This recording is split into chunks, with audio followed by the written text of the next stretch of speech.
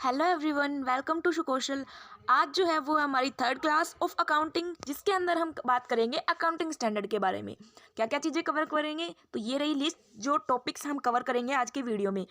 सबसे पहले समझेंगे अकाउंटिंग स्टैंडर्ड का मीनिंग, उनकी क्या नीड है, एडवांटेज और एप्लीकेबिलिटी। उसके बाद लिस्ट देखेंगे अकाउंटिंग स्टैंडर्ड की। फिर IFRS क्या होते हैं, उनके क्या प्रोसीजर है इम्प्लीमेंटेशन का, लिस्ट देखेंगे। फिर IFRS की, फिर procedure of issue of Indian accounting standard, उनकी क्या सेटिंग प्रोसेस है, एप्लीकेबिलिटी क्या है। फिर फाइनली डिफरेंस बिटवीन IFRS और इंडियन अकाउंटिंग स्टैंडर्ड। उसके बाद लिस्ट एंड फिर फाइनली प्रैक्टिस क्वेश्चन। तो चलिए स्टार्ट करते हैं मीनिंग से। अकाउंटिंग स्टैंडर्ड होते क्या है? तो अकाउंटिंग स्टैंडर्ड ऐसे रूल्स हैं या प्रिंसिपल्स बोल सकते हैं हम इनको, जो हमें बताते हैं कि कैसे एक ऑर्गेनाइजेशन है वो अपने फाइनेंशियल स्टेटमेंट प्रिपेयर करेगा, किस फॉर्मेट में करेगा, किस तरीके से करेगा, क्या क्या चीज़ें उसके अंदर इंक्लूड करेगा और क्या क्या चीज़ें इंक्लूड नहीं करेगा। तो किस तरह से एक मतलब अपनी अकाउंटिंग इन्फॉर्मेशन जो है वो बताई जाएगी एक पर्टिकुलर ऑर्गेनाइजेशन के द्वारा पब्लिक को।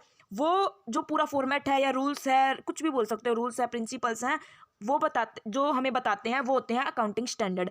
इंडिया में जो है वो अकाउंटिंग स्टैंडर्ड दिए गए हैं ICI के द्वारा, जो institute of chartered accountant of India है ना, ये एक प्रोफेशनल बॉडी है अकाउंटिंग फील्ड में हमारी कंट्री में। तो इसने दिए हैं जो हमारे जो इंडिया में जो हम अकाउंटिंग स्टैंडर्ड्स फॉलो करते हैं वो।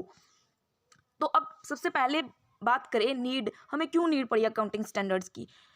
तो सबसे जब हमने पढ़े थे कंसेप्ट और कन्वेंशंस, जो हमारी लास्ट क्लास थी उसके अंदर, उनके अंदर भी कुछ बताए गए थे, मतलब एक कुछ प्रिंसिपल्स, कुछ रूल्स ही बताए गए थे कि किस तरह से जो अकाउंटिंग है वो करनी होती है, कि कैसे अकाउंटिंग इन्फॉर्मेशन रिकॉर्ड करनी होती है, ये चीज़ें बताई गई थी। लेकिन इनका जो है, इन कंसेप्ट और कन्वेंशन का स्कोप है वो बहुत ज़्यादा वाइड था। इन डिटेल इनमें चीज़ें नहीं बताई गई थी कि क्या इंक्लूड करना है और क्या नहीं करना। और इनमें कुछ चीज़ें ऐसी थी, वो डिपेंड करती है पर्टिकुलर ऑर्गेनाइजेशन पे कि वो फॉलो करे या ना करे।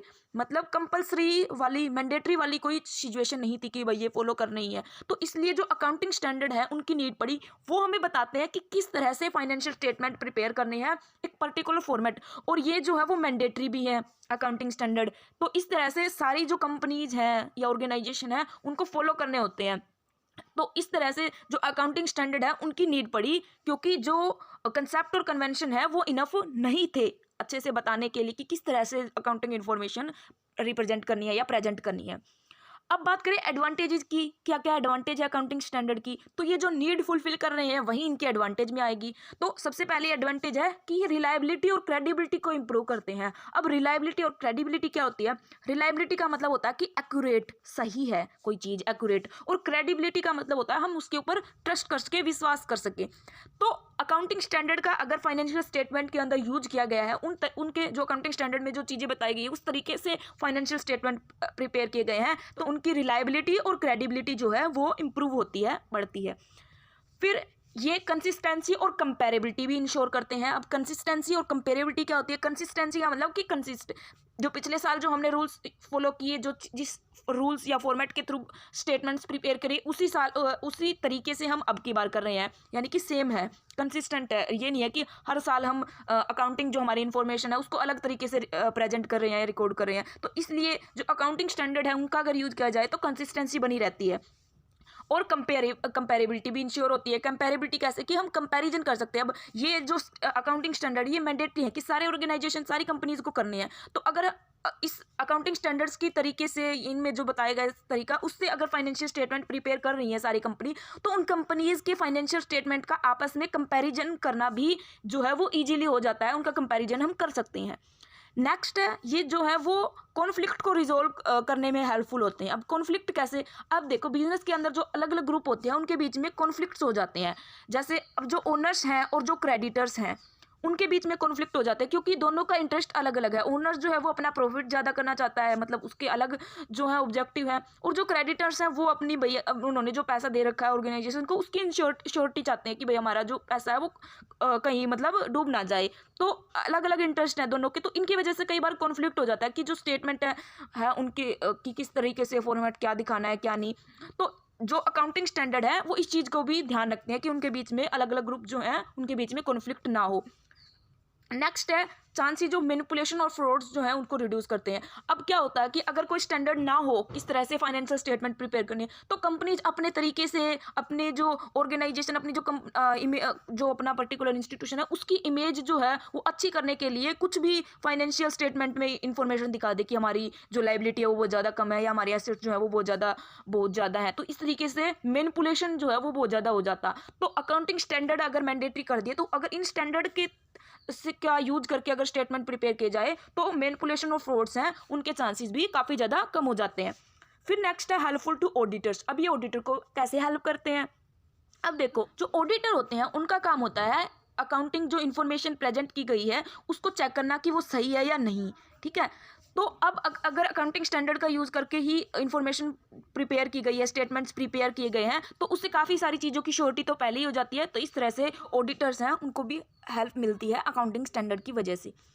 अब बात करें एप्लीकेबिलिटी की कि किन किन पे एप्लीकेबल है अकाउंटिंग स्टैंडर्ड। तो अकाउंटिंग स्टैंडर्ड जो प्योरली चैरिटेबल ऑर्गेनाइजेशंस होते हैं, जो सिर्फ जिनका मेन जो पर्पज है वो डोनेशन वगैरह से रिलेटेड है, यानी कि चैरिटेबल पर्पज के लिए है, तो उनको छोड़ के बाकी ये जो सारे ऑर्गेनाइजेशंस हैं या बिजनेस एंटिटीज़ हैं इनके ऊपर एप्लीकेबल हैं कि मैंडेटरी एप्लीकेबल हैं कि इनको फॉलो करने ही पड़ेंगे अकाउंटिंग स्टैंडर्ड। किन किन पे? Sole proprietorship unit, partnership firm, societies, trust, HUF, association of persons, cooperative societies और कंपनीज। ठीक है, तो अब बात करें कि कितने अकाउंटिंग स्टैंडर्ड है। तो ICI जो है इंस्टीट्यूट ऑफ चार्टेड अकाउंटेंट, उसने section 133 of company act 2013 32 accounting standard जो है वो नोट स्पेसिफाइड कर रखे हैं। कब के हैं ये 32? एज ऑन 1 अप्रैल 2017। ठीक है, और ये जो है वो मैंडेटरी हैं, सभी कंपनीज को फॉलो करनी है, इनके साथ अपने जो है वो स्टेटमेंट्स प्रिपेयर करने हैं इनकी कंप्लाइंस के साथ। ठीक है, ये स्टैंडर्ड जो है वो अकाउंटिंग स्टैंडर्ड है। ये जो AS है, ठीक है, इनको इंडियन AS से कंफ्यूज मत कर लेना, उनकी हम आगे बात करेंगे कि वो क्या है। तो ये जो है वो लिस्ट है अकाउंटिंग स्टैंडर्ड की। वैसे तो ये बिल्कुल मतलब याद करने वाली चीज़ है, फिर भी मैं एक बार रीड आउट कर देती हूँ। AS1 जो है वो है disclosure of accounting principle, AS2 है वो है वैल्यूएशन ऑफ इन्वेंट्री, AS3 है कैश फ्लो स्टेटमेंट, AS4 है contingencies and events occurring after the balance sheet date, AS5 है net profit and loss for the period items and changes in the accounting policies, AS6 है depreciation accounting, AS7 है construction contracts, AS8 है accounting for research and development, AS9 है वो है revenue recognition, AS10 जो है वो है accounting for fixed assets, AS11 जो है वो है the effects of changes in foreign exchange, AS12 जो है वो है accounting for government grants, AS13 जो है वो है अकाउंटिंग फॉर इन्वेस्टमेंट्स, AS13 जो है वो है अकाउंटिंग फॉर इन्वेस्टमेंट, AS14 जो है वो है अकाउंटिंग फॉर अमलगमेशंस, AS15 जो है वो employ benefit, AS16 borrowing cost, AS17 segment reporting, AS18 related party disclosure, AS19 lease accounting, AS20 earning per share, AS21 consolidated financial statement और AS22 accounting for taxes on income. AS23 जो है वो है accounting for investment in associates in consolidated financial statement, AS24 जो है वो है discounting operations, AS25 interim financial reporting, AS26 important है intangible assets, AS27 financial reporting of interest in joint venture, AS28 impairment of assets, AS29 provision contingent liability और contingent assets, AS30 जो है वो है financial instrument recognition and measurement, AS31 जो है वो है फाइनेंशियल इंस्ट्रूमेंट प्रेजेंटेशन, AS32 जो है वो है फाइनेंशियल इंस्ट्रूमेंट डिस्क्लोजर। तो ये थी पूरी लिस्ट अकाउंटिंग स्टैंडर्ड्स की। अब बात करते हैं IFRS के बारे में, लेकिन इससे पहले जो है वो एक ये पूरा चार्ट जो है इसको समझना बहुत ज़रूरी है, इससे आपको सारी चीज़ों की क्लैरिटी आ जाएगी। तो देखो, सबसे पहले जो है वो जनरली अकाउंटेड जो प्रिंसिपल हैं उनको फुल यूज़ किया जाता था, लेकिन फिर नीड पड़ी कि मतलब ये सोचा गया कि हमें जो है वो कुछ स्टैंडर्ड जो अकाउंटिंग स्टैंडर्ड है उनका वो बनाने चाहिए और उनका यूज करना चाहिए अकाउंटिंग के लिए, यानी कि फाइनेंशियल स्टेटमेंट की प्रेजेंटेशन के लिए। तो उसके लिए जो है वो इंटरनेशनल गैप फॉर्म किए गए। इंटरनेशनल गैप है वो किसने फॉर्म किए? उसके लिए 1973 में IASC नाम की ये जो एक कमेटी है वो स्टेबलाइज की गई। इसकी फुल फॉर्म है ये इंटरनेशनल अकाउंटिंग स्टैंडर्ड कमेटी।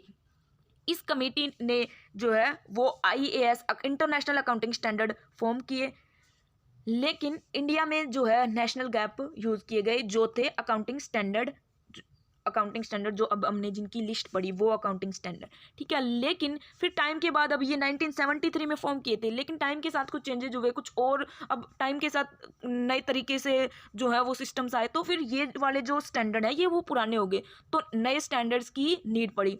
तो फिर उसके लिए क्या किया गया, ये जो IASC थी इसको रिप्लेस करके एक और कमेटी, एक और बोर्ड स्टेबलाइज किया गया 2001 में। ये था IASB, international accounting standard board. फिर इस इंटरनेशनल अकाउंटिंग स्टैंडर्ड बोर्ड ने अपने नए जो हैं वो अकाउंटिंग स्टैंडर्ड्स बनाए, कौन से, जिनको हम जानते हैं IFRS के नाम से, इंटरनेशनल फाइनेंशियल रिपोर्टिंग स्टैंडर्ड। ये जो इंटरनेशनल फाइनेंशियल रिपोर्टिंग स्टैंडर्ड है ये अब करंट में इंटरनेशनल लेवल पे जो है वो यूज होते हैं, और कई कंट्रीज जो हैं वो भी यूज करते हैं इनको as it is, same as it is, ठीक है। तो ये जो IFRS है ये इंडिया में भी अब ये पुराने हो गए थे, तो अब इंडिया में भी ये बात हुई कि भाई हमें भी ये जो अब नए जो बने हैं IFRS, इनके में जो चीज़ें आई हैं उनको हमें भी अडोप्ट करना चाहिए। तो इसलिए हमने भी हमारे जो अकाउंटिंग स्टैंडर्ड है उनका नया वर्जन लेके आए, इंडियन AS, जिनको हम इंडियन AS के नाम से जानते हैं। ये जो है वो इनके कंप्लायंस के थ्रू बनाए गए, मतलब इनमें जो नई चीज़ें ऐड की गई थी उनको ऐड करके हमारे जो है वो इंडियन AS बनाए गए, जो हम अब यूज़ करते हैं। तो अब बात करें IFRS की, इंटरनेशनल फाइनेंशियल रिपोर्टिंग स्टैंडर्ड, ये हमारे सिलेबस में भी मेंशन है ये टॉपिक, तो इसके बारे में थोड़ी और डिटेल लेते हैं। इंटरनेशनल फाइनेंशियल रिपोर्टिंग स्टैंडर्ड है, ये किसके द्वारा इशू किए गए, इंटरनेशनल अकाउंटिंग स्टैंडर्ड बोर्ड, ठीक है। इंटरनेशनल अकाउंटिंग स्टैंडर्ड बोर्ड जो है IASB उसने दिए हैं। अब जो करंट नंबर है IFRS का वो है 17, लेकिन जब ये इशू किए गए थे तब ये 13 थे, लेकिन अब करंट में जो है वो उनके नंबर 17 है। फिर अब ये जो IFRS है इनमें कुछ अजम्पशंस हैं कि कुछ अजम्पशंस के बेसिस पे बनाए गए हैं। जैसे अब हमने भी हमारे जो कंसेप्ट और कन्वेंशंस पढ़े थे ना, उनमें जो कुछ हमारे अजम्पशंस या चीज़ें हम लेके चलते थे, इस तरह से IFRS में भी कुछ अजम्पशंस ली गई हैं। वो अजम्पशंस एग्जाम के पर्सपेक्टिव से इंपॉर्टेंट हो जाती है। वो क्या क्या है, 4 अजम्पशन है, going concern assumption, accrual assumption, measuring unit assumption और कॉन्स्टेंट परचेजिंग पावर अजम्पशंस। अब क्या क्या है इनके मीनिंग समझते हैं। अब ये देखो, ये दोनों हमने कंसेप्ट में पढ़ी थी, गोइंग कंसर्न अजम्पशन। इसका क्या मतलब है कि ये अज्यूम करके चलते हैं कि एक जो बिजनेस या एक ऑर्गेनाइजेशन जो है वो कंटिन्यू चलता रहेगा लॉन्ग टाइम पीरियड तक, ठीक है, कंटिन्यू रहेगा।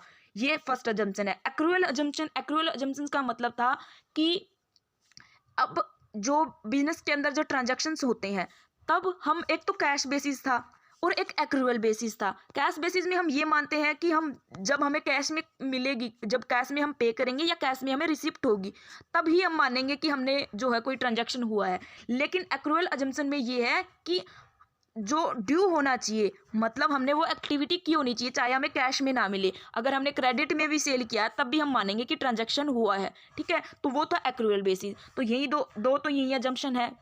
फिर बात करें मेजरिंग यूनिट अजम्पशन, ये क्या है, ये बोलती है कि हमें जो अब हम उसकी तरह में हम हमारे इंडिया में तो क्या करते हैं कि अगर हम जो एसेट्स वगैरह होती है वो जो कॉस्ट बेसिस पे लेते हैं कि जो हमने कॉस्ट पे करी है उस एसेट को खरीदने की, वो वैल्यू जो है वो हम हमारी जो बुक्स ऑफ अकाउंट्स हैं उनके अंदर शो करते हैं। लेकिन जो IFRS है उनके अंदर क्या जम्पशन ली गई है, मेजरिंग यूनिट की, कि करंट में क्या वैल्यू है किसी पर्टिकुलर एसेट की, ठीक है, करंट में क्या वैल्यू है, वो वैल्यू जो है वो बुक्स ऑफ अकाउंट में दिखाई जाएगी, ठीक है। यानी कि मार्केट जो वैल्यू है, करंट जो फेयर वैल्यू है वो दिखाई जाएगी, ना कि जो कॉस्ट बेसिस पे जो हमने उस स्टार्टिंग में जब खरीदते टाइम पे की थी वो, ठीक है, वो नहीं दिखाई जाएगी। जो करंट है, मार्केट वैल्यू है, वही दिखाई जाएगी। ये अजम्पशन ये बोलती है।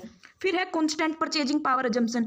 जो कॉन्स्टेंट परचेजिंग पावर अजम्पशन है ये बोलती है कि जो कैपिटल हम शो करते हैं बैलेंस शीट के अंदर, वो कैपिटल की वैल्यू जो है वो रियल वैल्यू होनी चाहिए। Real value in the sense कि इन्फ्लेशन के साथ एडजस्ट करके दिखाएंगे। अब जैसे जैसे इन्फ्लेशन रेट चेंज होती है वैसे वैसे हम हमारी जो कैपिटल है उसकी वैल्यू को इन्फ्लेशन के साथ एडजस्ट करके फिर उसको शो करेंगे। यानी कि वो जो कैपिटल है वो हमारी परचेजिंग पावर, जो परचेजिंग पावर है जो हम खरीद सकते हैं उस कैपिटल से, वो वैल्यू शो की जाएगी उसकी, ठीक है। यानी कि इन्फ्लेशन के साथ उसकी एडजस्टमेंट की जाएगी। ये 4 अजम्पशंस थी IFRS की, इंटरनेशनल फाइनेंशियल रिपोर्टिंग स्टैंडर्ड्स की। अब बात करें क्या प्रोसीजर है इनके इम्प्लीमेंटेशन का, तो अब देखो हर कंट्री चाहती है कि अब ये जो नए इंटरनेशनल फाइनेंशियल रिपोर्टिंग स्टैंडर्ड्स आए हैं हमारी कंट्री में भी इनका यूज करके जो है वो स्टेटमेंट्स प्रिपेयर किए जाएं। लेकिन कुछ जो अब इसमें भी अलग अलग अल्टरनेटिव्स यूज किए हैं कंट्री ने। कुछ कंट्री ने तो इनको डायरेक्टली फॉलो कर लिया कि यही इंप्लीमेंट कर दिया अपने पर्टिकुलर कंट्री में कि हमारी जो कंट्री के अंदर जो कंपनीज हैं वो इनको फॉलो करें, इनको बिल्कुल इनका यूज करके स्टेटमेंट प्रिपेयर करें। तो उसको तो बोला गया अडोप्शन, यानी कि उन्होंने अडोप्ट कर लिया IFRS अपने पर्टिकुलर कंट्री में। लेकिन कुछ जो कंट्रीज हैं उन्होंने क्या किया, डायरेक्ट इनको अडोप्ट नहीं किया, अपने जो स्टैंडर्ड थे अपनी कंट्री के उनमें कुछ चेंजेस कर लिए या इनमें कुछ चेंजेस करके इम्प्लीमेंट किया, उसको बोला जाता है कन्वर्जेंस। ठीक है, तो दो अल्टरनेटिव यूज किए इनको मतलब इनको इम्प्लीमेंट करने के, एक तो अडोप्शन प्रोसेस और एक कन्वर्जेंस। तो जो इंडिया है, हमारा इंडिया में हमने कन्वर्जेंस जो है वो यूज किए, यानी कि हमने IFRS उनमें कुछ चेंजेस करके हमारे जो इंडियन AS है वो बनाए, जो जिनको हम इंडियन AS बोलते हैं, वो इंडियन अकाउंटिंग स्टैंडर्ड, वो हमने बनाए इनको कन्वर्ज करके। तो ये इंपॉर्टेंट है, याद रखना। सब एक बार एग्जाम में पूछा गया था कि हमने जो है वो अडोप्ट किया है IFRS को, तो वो जो स्टेटमेंट है वो गलत था। ऐसे स्टेटमेंट के फॉर्म में पूछा गया था, हमने अडोप्ट नहीं किया, हमने कन्वर्ज किया है IFRS को। ठीक है, अब ये जो है वो लिस्ट है इंडियन फाइनेंशियल रिपोर्टिंग स्टैंडर्ड की। इससे भी मतलब इससे ने पूछे तो नहीं गए हैं कि भाई कोई पर्टिकुलर 4 बताओ या 3 बताओ ऐसे, लेकिन फिर भी अगर आप इनको याद कर सकते हैं तो याद कर लेना, क्योंकि ऐसा भी सवाल बन सकता है कि डायरेक्टली इनसे पूछ ले। तो IFRS 1 जो है वो है first time adoption of international financial reporting standard. IFRS 2 है वो है शेयर बेस्ड पेमेंट। IFRS 3 जो है वो है बिजनेस कम्बिनेशन। 4 है इंश्योरेंस कॉन्ट्रैक्ट। 5 जो है वो है non current assets held for sale and discontinued operation. 6 जो है वो है exploration for and evaluation of mineral resources. 7 जो है वो है फाइनेंशियल इंस्ट्रूमेंट डिस्क्लोजर। नेक्स्ट जो 8 है वो है ऑपरेटिंग सेगमेंट। 9 है फाइनेंशियल इंस्ट्रूमेंट। 10 जो है वो है कंसोलिडेटेड फाइनेंशियल स्टेटमेंट। 11 जो है वो है जॉइंट अरेंजमेंट। 12 जो है वो है disclosure of interest in other entities. 13 है वो है fair value measurement. 14 regulatory deferral accounts. 15 जो है वो है रिवेन्यू फ्रॉम कॉन्ट्रैक्ट्स। 16 है लीज अकाउंटिंग, जिसको 1 जनवरी 2019 में इशू किया गया था। IFRS 17 है इंश्योरेंस कॉन्ट्रैक्ट, जिसको 1 जनवरी 2023 से इम्प्लीमेंट किया गया। ठीक है, तो ये लिस्ट थी इंटरनेशनल फाइनेंशियल रिपोर्टिंग स्टैंडर्ड्स की। अब बात करें इंडियन अकाउंटिंग स्टैंडर्ड का, क्या जो पूरा इशू का जो प्रोसीजर है वो क्या रहा, उसको समझते हैं। तो सबसे पहले जो मिनिस्ट्री ऑफ कॉरपोरेट अफेयर्स है उन्होंने बोला ICI को कि भाई हमारे भी जो अकाउंटिंग स्टैंडर्ड है वो इंटरनेशनल लेवल के होने चाहिए, जो इंटरनेशनल लेवल पे अब जो नए स्टैंडर्ड आए हैं उनके साथ कंप्लाइंस करके बनाओ। तब फिर ICI ने क्या किया, अब देखो पहले जो ICI के अंडर 1977 में एक बोर्ड स्टेबलाइज किया गया था, अकाउंटिंग स्टैंडर्ड बोर्ड, जिसने जो है वो हमारे ये अकाउंटिंग स्टैंडर्ड जो पुराने वाले हैं ये बनाए थे। तो ये जो अकाउंटिंग स्टैंडर्ड बोर्ड है इसके अंडर पहले ये एक कमेटी थी, ये NACAS, national accounting committee on accounting standard. तो ये जो है इसने ये नेशनल अकाउंटिंग कमेटी नहीं, national advisory committee on accounting standard, ठीक है, इसने जो ये AS बनाए थे। फिर अब बात हुई जब मिनिस्ट्री ऑफ कॉर्पोरेट अफेयर्स ने बताया कि नए बनाओ भाई हमारे में, तब एक ये जो NACAS है इसको रिप्लेस करके एक और कमेटी जो है, अथॉरिटी जो है वो बनाई गई, NFRA, यानी ये जो NACAS है इसको रिप्लेस कर दिया, ये भाई इसकी जगह पे NFRA है, ठीक है, नेशनल फाइनेंशियल रिपोर्टिंग अथॉरिटी। फिर इसने जो है वो इंडियन AS बनाया और फिर finally ministry of corporate affairs ने नोटिफाई किए इंडियन AS। अब ये कैसे बनाए, इनका भी आगे प्रोसीजर है, वो देखते हैं। अब देखो जो अकाउंटिंग स्टैंडर्ड है उनको कैसे सेट किया गया, कैसे वो बने, उनका जो पूरी भी प्रोसेस है, इससे ये इंपॉर्टेंट है क्योंकि एग्जाम में से सवाल आया था, तो इसको आप याद करें। सबसे पहले जो है वो एरिया आइडेंटिफाई किया गया, अभी हमें अकाउंटिंग स्टैंडर्ड्स बनाने हैं। फिर उसके लिए एक ग्रुप, स्टडी ग्रुप जो है वो कॉन्स्टिट्यूट किया गया कि आप स्टडी करो कि कैसे हमें जो पूरा वर्क है वो करना है। तो फिर उस स्टडी ग्रुप ने एक ड्राफ्ट प्रिपेयर किया। फिर इस ड्राफ्ट को बड़े बड़े जो मतलब अथॉरिटीज़ हैं या एक जिन पर्टिकुलर जिनसे मतलब जिनके से रिलेटेड हो सकते हैं ये अकाउंटिंग स्टैंडर्ड्स, ठीक है, अब जैसे बड़े बड़े बैंक वाले जो मेन बॉडीज़ हैं हमारे जो गवर्नमेंट के अंडर हैं, उनको इशू किया वो ड्राफ्ट, उनके सजेशंस मांगे कि क्या हमें चेंजेस करने चाहिए या क्या नहीं। फिर उन्होंने अपने कुछ मतलब एडवाइस दी। फिर उस एडवाइस के बाद एक्सपोजर ड्राफ्ट प्रिपेयर किया गया, ठीक है, एक्सपोजर ड्राफ्ट किया गया इनकी एडवाइस के बाद। फाइनल नहीं, एक्सपोजर। फिर इस एक्सपोजर ड्राफ्ट को पब्लिक में डाला गया और पब्लिक के कमेंट्स मांगे गए कि आप बताओ, कुछ एडवाइस करो पब्लिक से। फिर पब्लिक के कुछ कमेंट्स आए, उनके बाद उस ड्राफ्ट में मॉडिफिकेशन किया गया, कुछ चेंजेस किए गए और फिर फाइनली जो है वो इशू कर दिए गए इंडियन अकाउंटिंग स्टैंडर्ड। तो ये पूरी प्रोसेस थी अकाउंटिंग स्टैंडर्ड के सेटिंग की। अब बात करें कैसे इनकी मतलब एप्लीकेबिलिटी वाला जो क्या प्रोसीजर चला उसकी बात। तो जो मिनिस्ट्री ऑफ कॉर्पोरेट अफेयर्स है उसने नोटिफाई कर दिए इंडियन अकाउंटिंग स्टैंडर्ड। सबसे पहले इन्होंने रूल्स निकाला company Indian accounting standard rule 2015, जिसके अंदर इन्होंने 39 अकाउंटिंग स्टैंडर्ड है उनको नोटिफाई किया। फिर 16 में निकाला रूल्स, जिसके अंदर एक जो है उसको रिमूव कर लिया। फिर 17 में 2 वापस ऐड कर दिए। अब ऐड कौन से करे वो इंपॉर्टेंट हो जाते हैं। जो 2 नए स्टैंडर्ड ऐड किए गए 2017 में, कौन कौन से थे? इंडियन अकाउंटिंग स्टैंडर्ड 11 और इंडियन अकाउंटिंग स्टैंडर्ड 18। जो 18 है वो किससे रिलेटेड है? रेवेन्यू से रिलेटेड।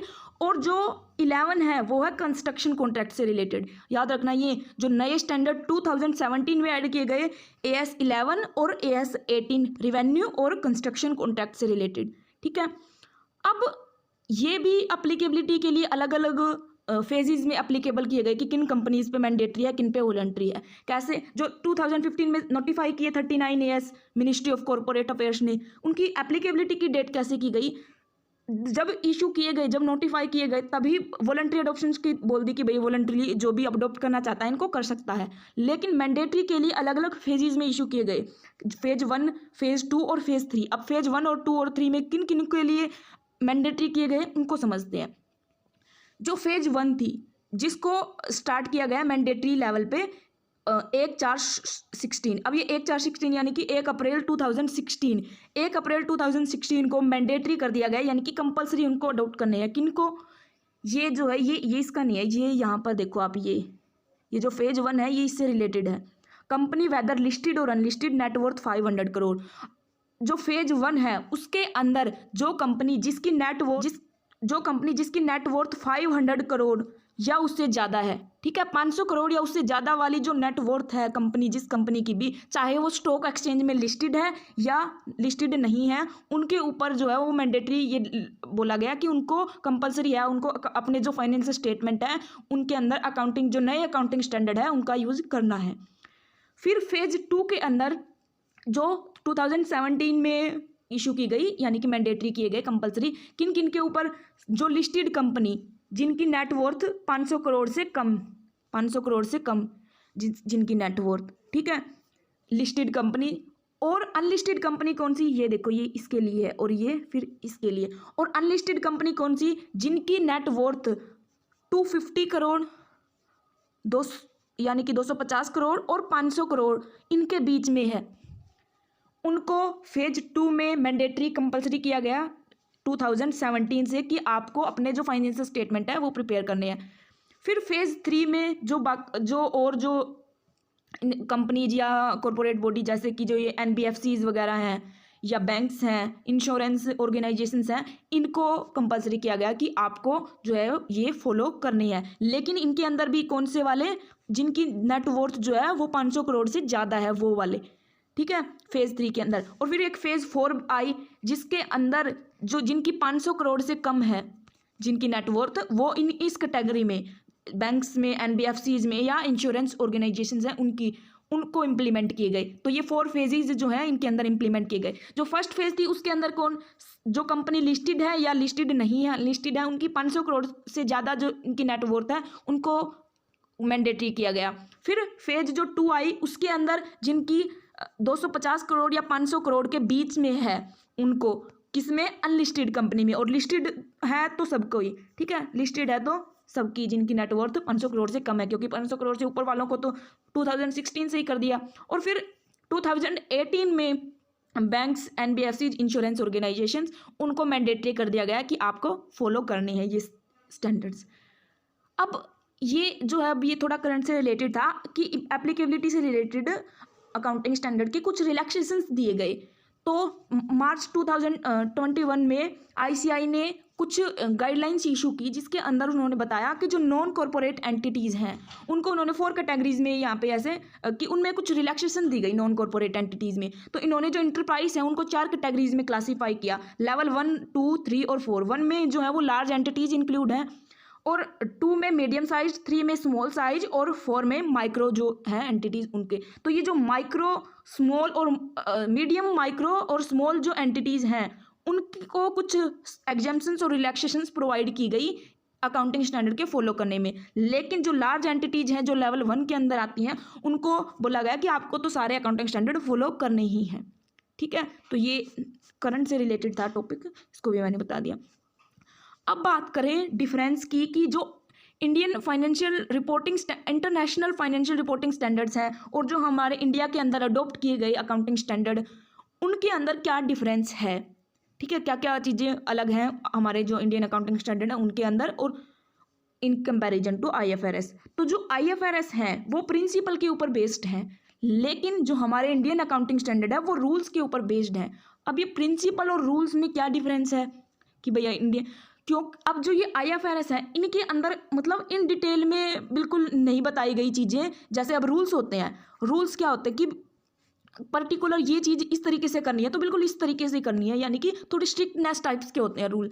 लेकिन जो IFRS है वो प्रिंसिपल पे बेस्ड है, यहाँ पर इतनी ज़्यादा स्ट्रिक्टनेस और वो इस तरीके वाली चीज़ें या इन डिटेल में चीज़ें नहीं बताई गई। लेकिन जो हमारे इंडियन अकाउंटिंग स्टैंडर्ड है वहाँ पर रूल्स की तरह चीज़ें बताई गई हैं। अब जैसे देखो एग्जाम्पल के थ्रू, जो हमारे इंडियन अकाउंटिंग स्टैंडर्ड है उनके अंदर हमारे ये चीज़ भी बताई गई है कि जो फाइनेंशियल स्टेटमेंट है उनके अंदर जैसे अब P&L अकाउंट और बैलेंस शीट है, वो P&L और बैलेंस शीट के फॉर्मेट भी दिए गए हैं कि किस फॉर्मेट में करने हैं। जो कंपनी एक्ट उसके अंदर शेड्यूल 3 दिया गया है जो बताता है कि किस फॉर्मेट में हमें P&L और बैलेंस शीट प्रिपेयर करनी है। ठीक है, तो इस तरह से जो फॉर्मेट है वो तक भी बता रखे हैं। लेकिन जो IFRS है उनके अंदर ऐसा कुछ नहीं है, इन्होंने बस सिर्फ ये बोल रखा है कि भाई फाइनेंशियल स्टेटमेंट को किस तरीके से प्रिपेयर करना है, किस तरह से बैलेंस शीट जो है वो प्रिपेयर करनी है, इस ऐसी चीज़ें बता रखी है प्रिंसिपल की तरह।